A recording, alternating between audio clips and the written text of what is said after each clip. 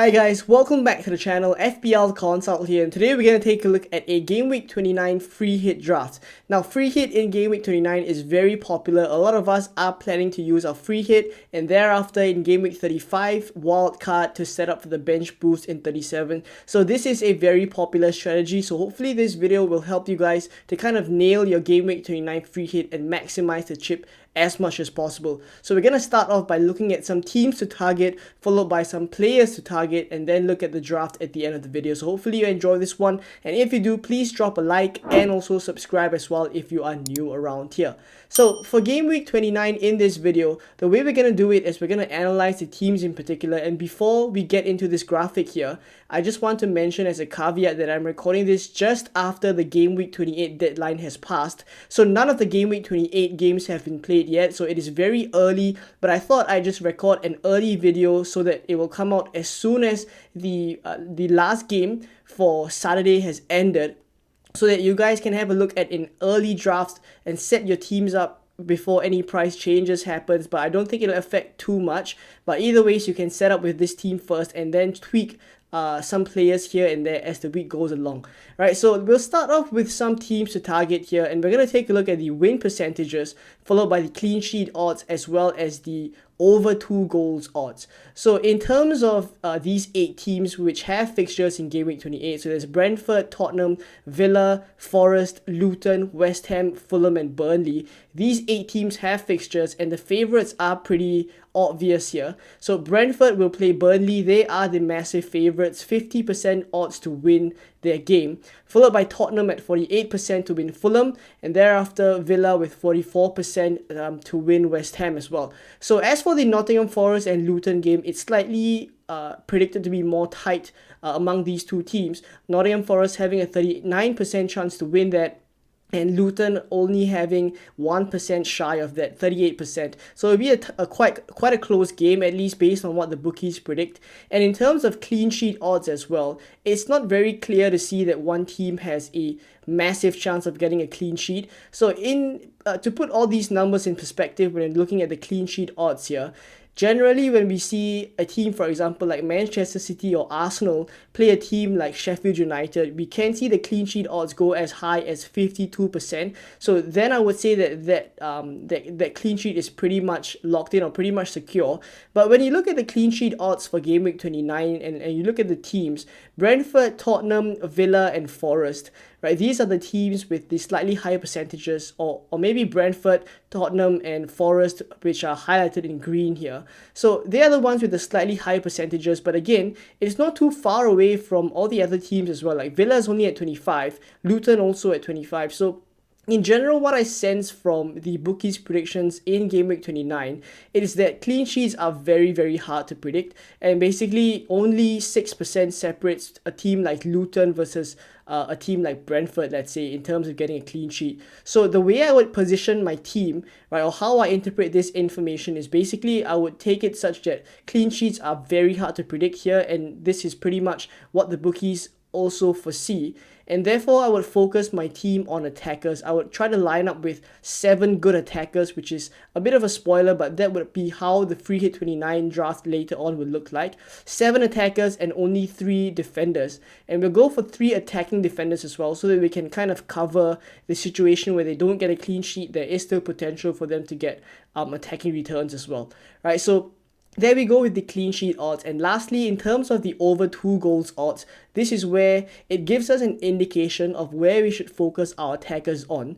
So actually at 29%, Tottenham are the team predicted to get the highest chance of having over 2 goals. So that's against Fulham, right? So 29%, you would expect players like Maddison, Son, Kulusevski, Werner maybe to be involved in this play. And Richarlison, for the time being, as I've mentioned, I'm recording this just after the Game Week 28 deadline has passed, so I haven't watched Spurs play in Game Week 28 yet. Maybe if Richarlison comes back, he may add a little bit of a difference to the mix of players that we're going to go for from Tottenham. But at least for the time being, players like Son, Madison, and Kulusevski, or maybe even Werner come to mind in terms of looking for differentials there. So 29% for them. Next up, it's Brentford and Villa, both at 27%. You can be sure that players like Ivan Toney, players like Ollie Watkins will be very, very popular. But maybe if you want to go slightly different, players like maybe Johan Wissa from Brentford, or in terms of Aston Villa, maybe Leon Bailey, Douglas Luiz, also players you can look at. So I would try to take it such that these teams with a higher percentage of over 2 goals odds, right, I would try to have more of these players in my team, but that's not to say that I would kind of ignore the other teams lower down as well, because there was also a pretty decent chance, right, for these teams like West Ham and Fulham. I fully expect them to, it wouldn't surprise me if they do get over 2 goals in Game Week 29 as well. So this is how I'm going to take this information. I will go mainly for attackers here in Game Week 29, and I'll focus more on the teams that are favorites, of course, right? So let's take a look now at some players to target after considering all these odds that are on display right here. So taking a look at some players to target, what I've done here is I've listed the top 3 players for each team based on predicted points. So you will realize that there are only 7 teams on display here, and that is because I have taken the liberty to just omit Burnley from this whole equation, simply because if you are on a free hit, I don't think any one of us would be going for Burnley players. The only situation where I see people playing Charlie Taylor potentially is if you are not using a free hit, in which case Charlie Taylor, who has been a bench fodder for most FPL managers, can just come in as someone to fill in the 11 if you're not on a free hit. But if you are on a free hit, as I've mentioned, I don't think any one of us would be going for Burnley players, so we're going to omit them, and we're going to talk about these assets here that I think are much better in terms of the quality of returns that we're going to get from them. So we're going to focus on Brentford first. The first choice is obviously Ivan Toney at 5.8 predicted points. He is a player that is on penalties. He's nailed 90 minutes basically, and I think the issue with Ivan Toney over the past few game weeks is that the supply, or basically the assist threat from the players around him, is just not as high. So the quality of chances that Toney has been getting is just not as good. But something that we have found out recently, at least leading up to the Game Week 28 deadline, was that Mbeumo is back in training. I have yet to see whether Brentford will have Mbeumo in the squad come Game Week 28, or whether he'll be fit in time for Game Week 29 even against Burnley. But him coming back could potentially be really good for Ivan Toney, because that would obviously boost Ivan Toney's returns, because Mbeumo is a really good supplier of assists as well, right? So he has been sorely missed for Brentford, and I feel like if he is back for Brentford, then Toney at 5.8 predicted points is definitely something that I see happening as well. He could definitely get some returns there. The second choice is actually Johan Wissa, who has been performing better than Ivan Toney in the absence of Mbeumo. And basically, Johan Wissa has scored against Chelsea. He's also scored in the game before that as well. I think he looks slightly sharper in terms of the attacking threat that we're getting from him as compared to a player like Toney, right? But that said, against Burnley, as I've mentioned, if Mbeumo is back, I really think the look at Ivan Toney is much better, because he's also on penalties as well, right? And the minutes are much more secure. Lastly, we have Reguilon at 3.4 predicted points. The thing with Reguilon is that he is obviously a defender, so he's going to get clean sheet points if they do get a clean sheet. But I like it that he is very attacking, and actually he could have gotten a lot more points over the past few game weeks if Brentford took their chances a little bit more. The attacking numbers that he has been putting up is really, really good, right? So he even got an assist by having a shot off the post against Chelsea. So 3.4 predicted points, I think that is a realistic expectation for Reguilon as well. He would definitely be in the team, right? And then in terms of Spurs assets now, I think it's no surprise. All the attackers are predicted to do really well. Son at 6.6, Madison at 5.2, Kulusevski at 4.2. Now, Son is actually the player predicted to score the highest points in Game Week 29 at 6.6, right? And I think obviously no surprise to us. With Richarlison out, he is going to play in the number 9 spot. He is also on penalties as well, right? So if Richarlison continues to remain out, I think that makes Son a very, very decent captaincy option as well.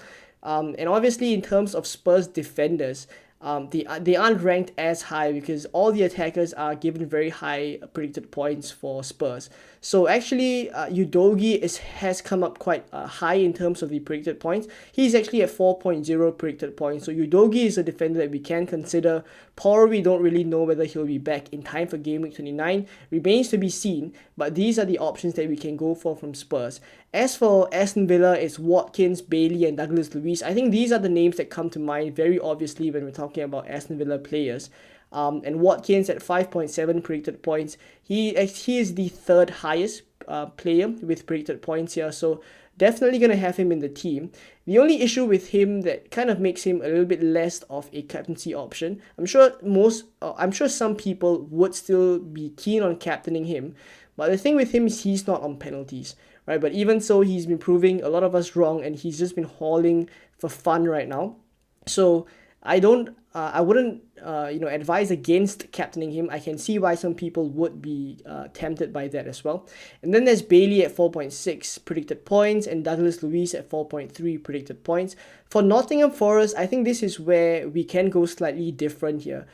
I don't think a lot of people who aren't on a free hit will be going for Nottingham Forest players. So this is where I think the differentials for a free hit 29 come in. Anthony Elanga at 4.7 predicted points is actually quite high. So he has higher predicted points than players like Bailey and Douglas Luiz. And the thing with Elanga is that even though he has blanked in the last 2 to 3 games, he has actually been quite unlucky to blank in those. The numbers he has been putting up in those last 3 games are very impressive as well. I think 0.73 for the last game, and the one before that 1.12 as well. So he's been very unlucky to blank in those games. And I do expect that against Luton, if Nottingham Forest do get something, Elanga would very much be involved in the goals or assists, right? And then Awoni at 3.8 predicted points and Callum Hudson-Odoi at 3.7 predicted points. There's going on to the Luton players. There's Carlton Morris at 4.3. Doughty at 4.2 and Kaminsky at 4.0. Now, realistically speaking, I think in terms of attackers, if you take a look at the whole first choice list, there are a lot of forward options because there's Tony, Watkins, Morris, and there's Muniz, which I'll touch on for Fulham later on as well. So I think the third forward spot, because we're obviously going to go for Tony and Watkins, the third forward spot is slightly split between Morris, who has 4.3 predicted points, and Muniz at 4.3 as well. So I think either one would be good differentials. The difference is that a non-free hit team would be likely be carrying Morris through from Game Week 28 until Game Week 29, right? So if you want to go slightly different, I think Muniz is the one that I think looks quite decent. And of course, the returns have been slightly more consistent for Muniz as well. Fulham obviously a slightly better attacking outfit. So I actually prefer Muniz as compared to Morris, but we'll touch on him later on when we talk about Fulham. For Alfie Doughty at 4.2 predicted points, he is also a defender that I really like for Game Week 29. The attacking threat that he possesses is something that I think covers very well for Luton's lack of clean sheets, if that does happen. And then Kaminsky is the third choice.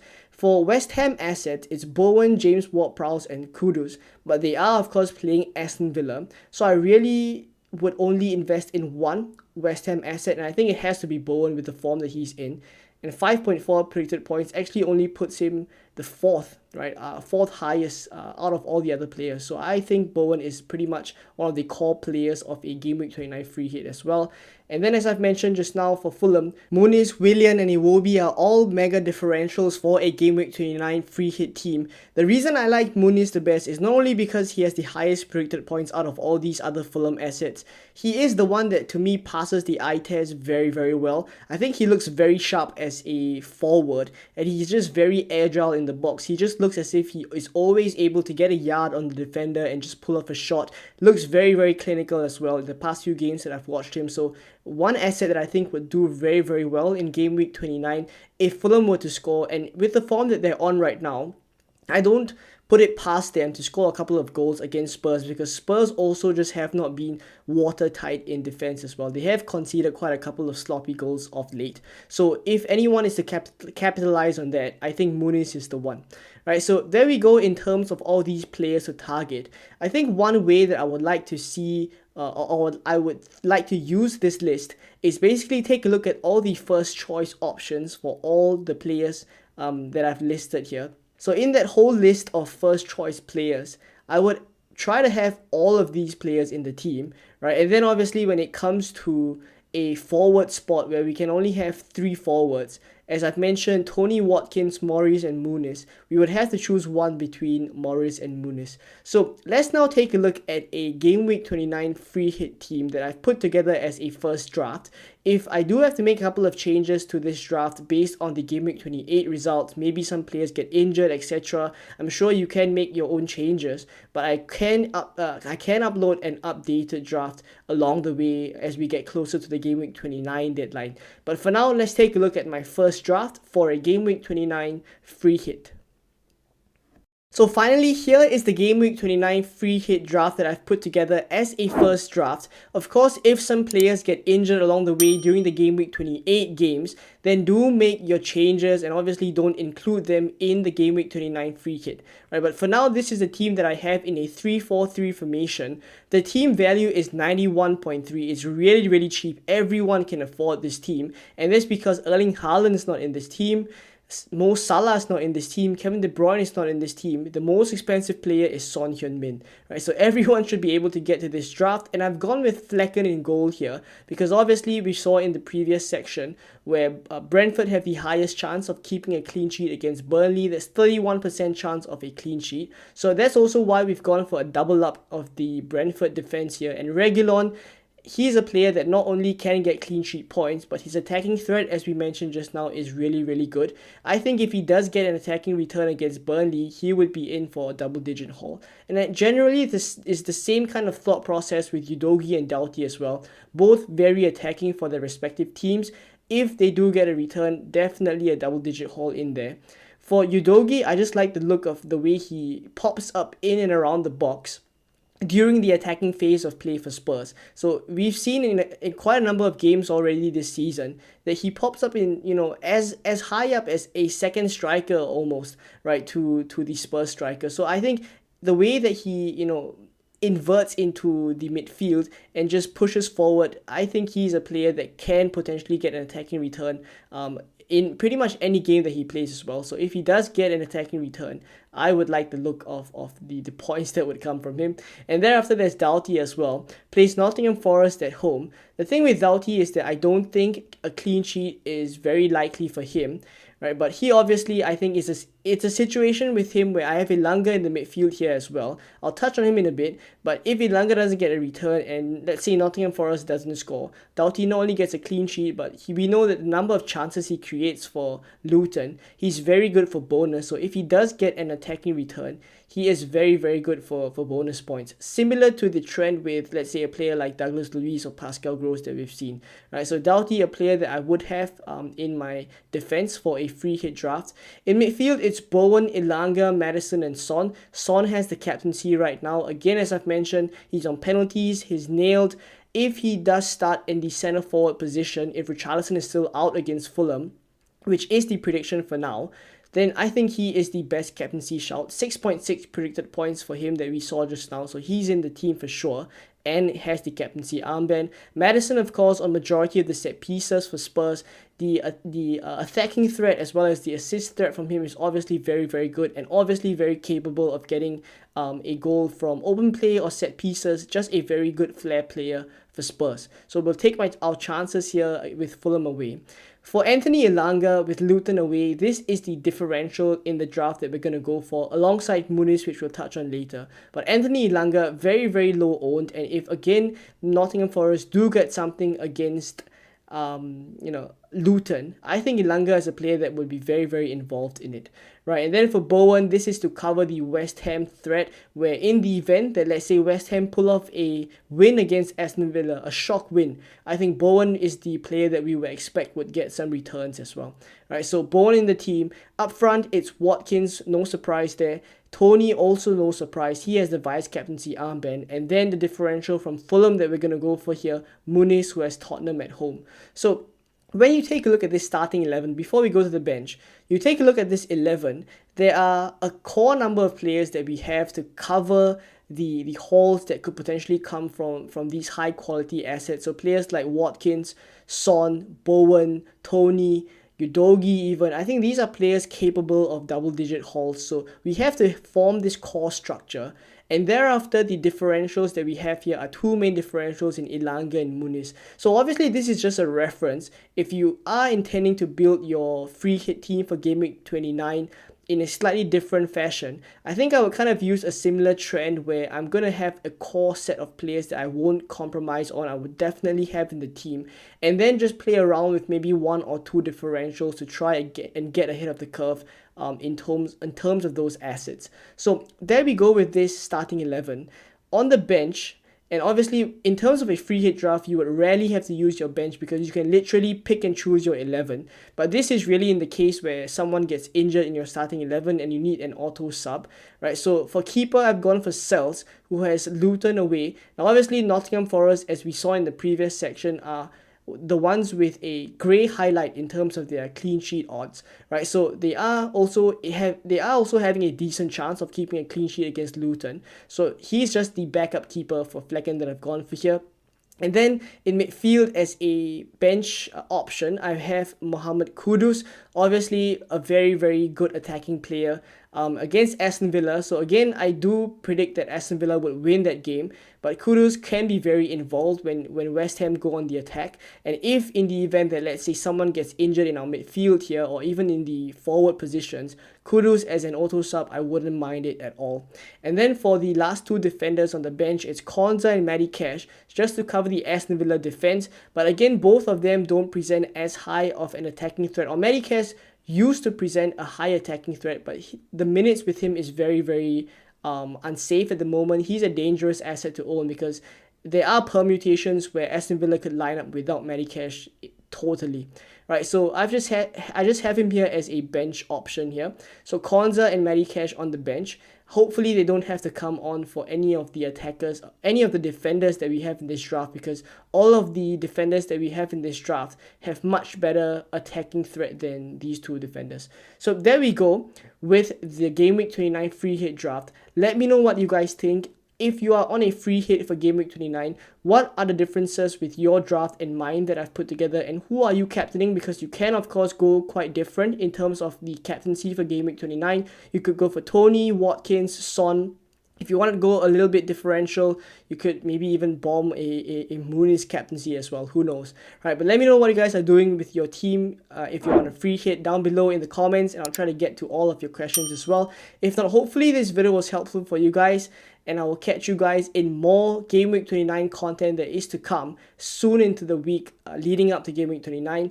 And thank you very much for watching. I will see you guys very, very soon. Bye-bye.